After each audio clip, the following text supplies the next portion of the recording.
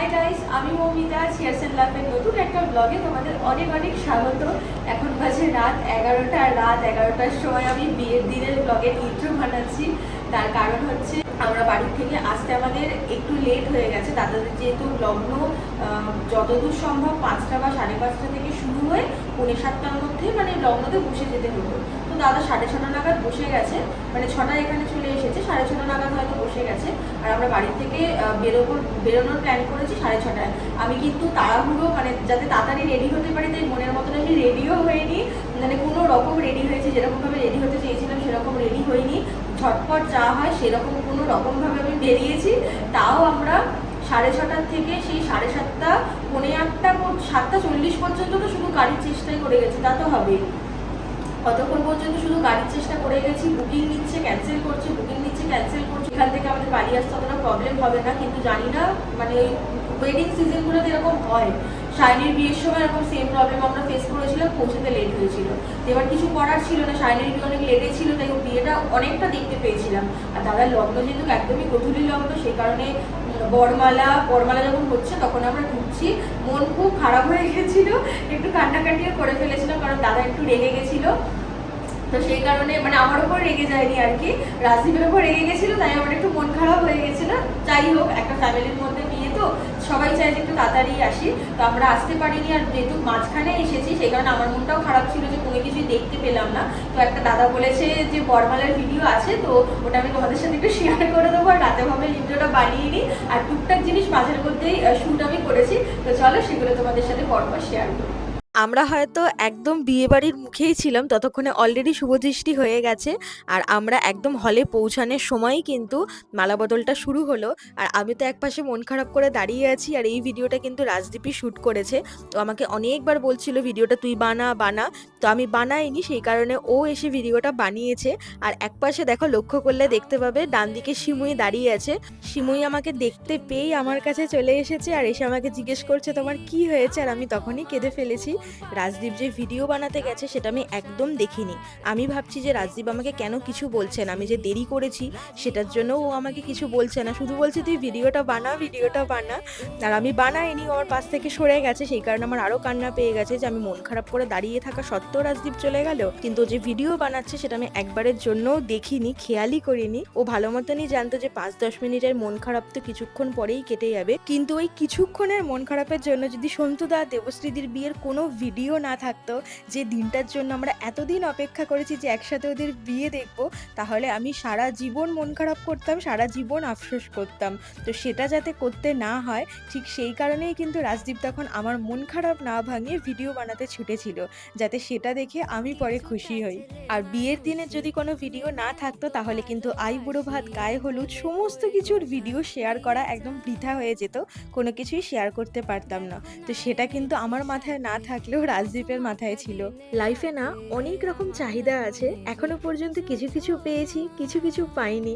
তবে এই এমন একজন মানুষ না চাইতেই আমি পেয়েছি, যে আমার কিসে ভালো হবে, কোন জিনিসটা করলে আমি খুশি হব, সেই খেয়ালটা সব সময় রাখে। আর অবশেষে এখন সেই দীর্ঘদিনের অপেক্ষার অবসানের মুহূর্ত, সিঁদুর দান। এভাবেই গল্প হোক আমাদের রূপকথা।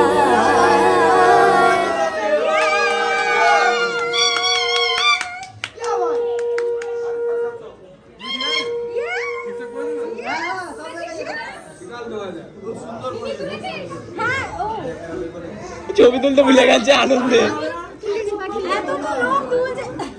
বিয়ে সম্পূর্ণ হয়ে গেল, নবদম্পতিকে অনেক অনেক অনেক শুভেচ্ছা। ওরা খুব খুব খুব ভালো থাকুক, ওদের নতুন জীবন ভীষণ ভালো কাটুক। আর দুজনকে বর বউয়ের সাজে ভীষণ মিষ্টি লাগছে। এবারে একদম আমি স্টার্টার কাউন্টারে চলে এসেছি, কারণ আমার খুব খিদে পেয়ে গেছে। কিন্তু রাজদীপ কিছুই খাবে না, কারণ সকাল থেকে ওর শরীরটা খুব একটা ভালো নেই, তাই খাবার দাবার একটু অ্যাভয়েডই করছে, শুধুমাত্র রাতের খাবারই খাবে। আর তাছাড়াও খাবার দাবারের প্রতি ওর আগ্রহটা একটু কমই আছে। কিন্তু আমি তো খেতে ভালোবাসি, আমি সবই খাবো। স্টার্টারে কিন্তু অনেক আইটেম করেছে, কি কি করেছে তোমাদের একবার বলে দিই। এখন আমি খাচ্ছি চিজ বল। চিজ বলটা ভেজ আইটেমের মধ্যে বেশ ভালো করেছে। আর করেছে ফিশ ওয়েলি, chicken crispy crispy pakora, chicken kebab আর তার সাথে গরম গরম কফি। তবে বিয়ে বাড়িতে না আমি কফি, চা এটা একটু অ্যাভয়েডই করি। চা কফি এমনিতেই খুব বেশি একটা খেতে ভালোবাসি না। আর চা কফি খেলে না পেটটা ভরে যায়। তো সেক্ষেত্রে স্টার্টার তো খেতেই পারবো না। সেই কারণে স্টার্টারটাকেই আমি বেশি প্রায়োরিটি দিই। আর আমার সবথেকে বেশি স্টার্টারের মধ্যে ভালো লেগেছে চিকেন ক্রিস্পি পাকোড়া আর ফিশ ওলি। মাছের এই বিভিন্ন রকমের পকোড়া খেতে না আমার ভীষণ ভালো লাগে। আর আমার ব্রেসেস ট্রিটমেন্টের জন্য খাবার খেতে এখনো অনেকটাই অসুবিধে হয়। একদম কমফোর্টেবল ভাবে আমি খেতে পারি না। বাট তাও আমি আস্তে, আস্তে হলেও সব রকম খাবারগুলো খাওয়ারই চেষ্টা করি। আর দিয়া এখন আমার পাশে বসে, বসে আইসক্রিম খাচ্ছে কারণ ওর অলরেডি মেইন কোর্স খাওয়া হয়ে গেছে। ও যেহেতু বরযাত্রীর বাসে এসেছে, তো বাস না ১১টার সময় চলে যাবে। তো সেই কারণেই ওকে তাড়াতাড়ি খেয়ে নিতে হয়েছে। আর এখন আমরা দুজন পাশাপাশি বসে গল্প করছি। আমি আজকে যে শাড়িটা পরেছি এটা মায়ের শাড়ি। দুর্গাপুজোয় দিদি মাকে এটা দিয়েছিল। তো মা তো পরেনি, নতুনই ছিল। তাই মা বলল, "বাড়িতে এখন নতুন শাড়ি একটা আছেই। বিয়েবাড়ির জন্য আর কিছু কিনতে হবে না। তুই আমার শাড়িটাই পরে নে।" সেই কারণে ব্লাউজ পিসটা কাটিয়ে আমিই পরে নিয়েছি শাড়িটা। আর মা পরে এটা অবশ্যই পরবে। মাকে অন্য একটা ব্লাউজ আমি অলরেডি এনেও দিয়েছি। তো সাজটা কেমন লাগলো অবশ্যই কিন্তু কমেন্ট করে আমাকে জানিও, তাহলে আমার খুব ভালো লাগবে। আর রাজদীপকেও একটু দেখিয়ে দিই, ওকে তো ভিডিওতে দেখানোই হয় না। আর আজকে সেই দুপুরের পর থেকেই যেন কেমন কেমন একটু লাগছে, মনের মতো কিচ্ছু হচ্ছে না। ভেবেছিলাম যে খোপায় একটু জুঁই ফুল লাগাবো, তো জুঁই ফুল তো পেলামই না, না হাওড়ার ওদিকে পেলাম আর না আমাদের বাড়ির এদিকে পেলাম, কোথাও না। ইনফ্যাক্ট আমি বাবাকেও ফোন করলাম যে যদি আমাদের বাড়ির ওখানেও থাকে তাহলে বাবা আমাকে রাজদীপের বাড়িতে এসে দিয়ে যেত। তো বাবা বললো যে না, আমাদের ওইদিকে ফুলের দোকানেও জুঁই ফুল নেই। তো খোপাতে আমি কিছুই লাগাতে পারলাম না। তার উপর যেরকম খোপা আমি করবো ভেবেছিলাম, মানে ফ্রন্টটা যেরকম করবো ভেবেছিলাম সেটাও আমি মনের মতো করতে পারিনি। আরও রাগ উঠছিল যেন, একদম সব কিছু মিলিয়ে প্রচণ্ড মন খারাপ লাগছিল আর আমার একটা বিরক্ত লাগছিল। তো এখন ঠিকঠাক হয়ে গেছে। আর এখন ঠিক না হয়েও কোনো মানে ঠিক না হয়েও আর কোনো উপায় নেই। এবার আমরা খেতে যাবো। এখন বসে আছি, একটু আড্ডা দিচ্ছি। আর দেবশ্রীদিদের বাইরে ফটোশ্যুট হচ্ছে, তো ওদের ফটোশ্যুটটা হয়ে গেলে তারপর আমরা একসাথে খেতে যাবো। খাওয়ার দাওয়ারের জায়গাটাও দেখো কি সুন্দর করে সাজিয়েছে। হলটা না ভীষণ সুন্দর, কেমন একটা নীল নীল আভা আছে। আর ঠিক সেটার সাথেই কিন্তু ম্যাচিং করে দেখো চেয়ার টেবিলে ব্লু অ্যান্ড হোয়াইট কালারের কভার পরিয়েছে, যেটা দেখতে খুব ভালো লাগছে। আর সন্তুদা দেবশ্রীদিও এখন খেতে বসেছে। আর মালাটার এত ওয়েট না, দেবশ্রীদির শাড়ি পরে গয়নাগাটি পরে ভীষণ কষ্ট হচ্ছে। তো যাই হোক, এবার তোমাদের খাওয়া দাওয়া দেখাই যে মেন কোর্সে কি কি আইটেম হয়েছে। তো মেনু কার্ড ওপেন করতে না করতেই প্লেটে অলরেডি বাটার নান দিয়ে চলে গেল। তো এবার আমি তোমাদেরকে দেখাই কি কি আইটেম করেছে। আমি অলরেডি দিয়ার মুখে শুনেছি যে খাবার নাকি দুর্দান্ত হয়েছে। সেই কারণে ভাবলাম তোমাদের সাথে প্রত্যেকটা আইটেমই শেয়ার করি। দেখো কি কি করেছে। বাটার নান, chana masala, diamond fish fry বা ভেজ কাটলেট যে যেটা খাবে, গ্রিন স্যালাড, কাসুন্দি, প্রন মালাইকারি বা ভেজ মালাই কোফতা, নওয়াবি পোলাও, মটন কষা বা ফিশ বা পনির বাটার মশলা, মিক্সড ফ্রুট চাটনি, পাঁপড়, কেশরভোগ, সন্দেশ, আইসক্রিম আর মিঠা পান। আর ক্যাটারারের নামটাও আমি তোমাদের সাথে শেয়ার করে রাখলাম। যদি কেউ চাও, কারোর প্রয়োজন পড়ে, তোমরা কন্ট্যাক্ট করতে পারো। আর চানা মশলাও এখন দিয়ে গেল। আমি না বিয়ে বাড়িতে নান, চানা মশলা, তারপর ধরো বিভিন্ন রকম কচুরি, অনেক সময় কড়াইশুঁটির কচুরি করে, সেই জিনিসগুলো না অ্যাভয়েড করি। কারণ যদি আমি একবার নান বা লুচি খেয়ে নিই, তারপরে আমি আর রাইস খেতে পারবো না। আর আমি রাইস খেতেই বেশি ভালোবাসি। আর আমার প্লেটে কত বড় ফিশ ফ্রাইটা দিয়ে গেছে শুধু দেখো। আর ফিশ ফ্রাইটাতে মানে মাছে পুরো ভরপুর, পুরো প্রপার ভেটকি দিয়েছে। এত ফ্রেশ মাছটার এত টেস্ট যে কি বলবো। আর এখন দিয়ে গেল একটা বড় সাইজের চিংড়ি মালাইকারি। আর পোলাওয়ের ভিডিওটা আর করা হয়নি। পোলাওটা খেতেও খুব সুন্দর হয়েছে, মালাইকারিটাও খুব সুন্দর হয়েছে। আর রাজদীপ এমন একজন অবতার যে কিনা চিংড়ি মাছটা ছাড়িয়ে খেতে হবে বলে খেলো না। আর ও ইলিশ মাছেরও কাঁটা বেছে খেতে হবে বলে ও খায় না। মানে কি বলবো, ওকে কিছু বলার নেই যে এত সুন্দর সুন্দর আইটেম গুলো খায় না। আর মাটন কষাটাও দুর্দান্ত হয়েছে।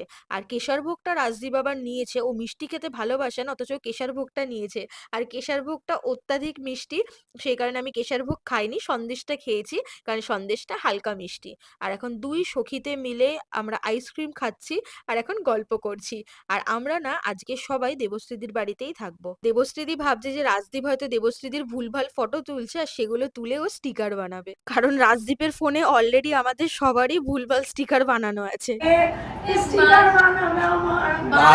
ভিডিও ভিডিও হচ্ছে, আরে নর্মাল ভিডিও হচ্ছে, এটা ব্লগের ভিডিওটা। ভিডিওর কি স্টিকার বানাবো?